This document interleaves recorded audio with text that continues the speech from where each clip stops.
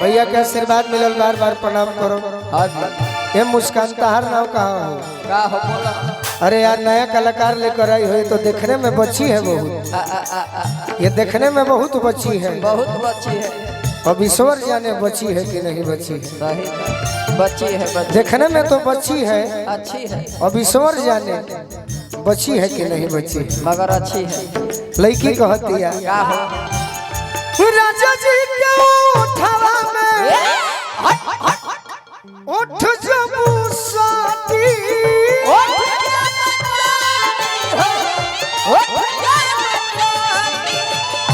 भूख भूख परी हमारा दिलवा के बाती।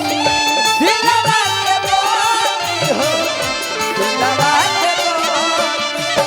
अरे भूख भूख परी हमारा दिलवा के बाती। दिलवा के बाती हो, दिलवा के बाती। रात भर लभ के दरियावे में कि रात भर लभ के दरियावे में नेहन हो खेती। आज राजा जी के तोरवे में जवन हो खेती। आज राजा जी के तोरवे में जवन हो खेती। ये राजा जी के तोरवे में जवन हो खेती। आज राजा जी के तोरवे में जवन हो खेती। घुघुटा उठाई हमारा लाज लागता। जमी घुघुटा उठाई हमारा लाज लागता।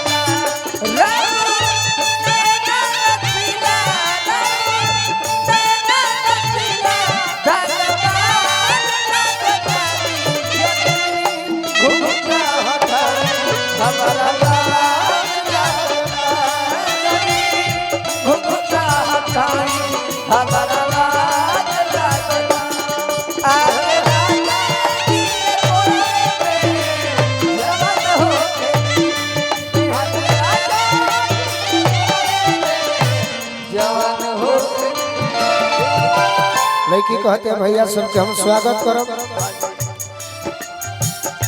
रोगन गनाई पिया कोरा जब उठई है।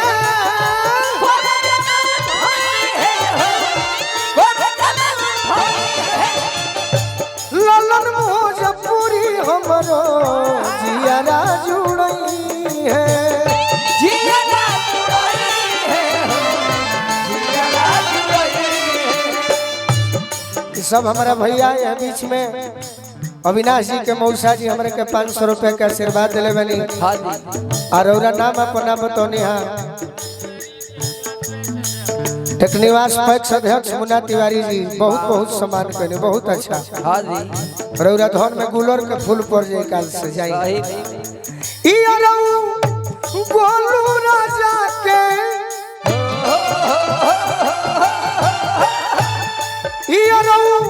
गोलू राजा के परेशान हो खेती किए हमें राजा जी। देखिए दीपक किए हमें राजा जी के कोरवे में अरे जवान हो खेती।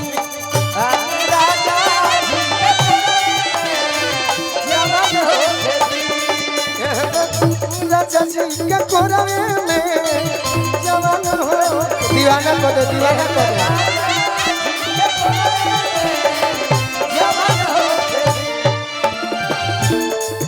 रौरा पैक्स अध्यक्ष बानी टेकनिवास से जाई। हाँ जी जीवन भर निर्विरोध रहो। हम देख लेनी है कि संगीत में बहुत अच्छा। गोलू राजा के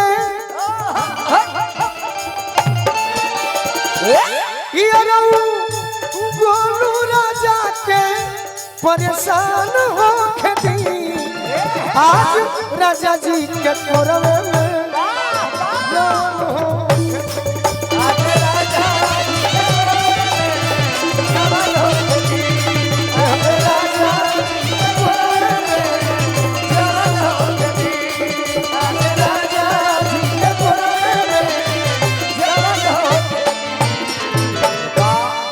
मेजर छे एगो जाड़ा के गीत हमर बबुआ सुनौले बा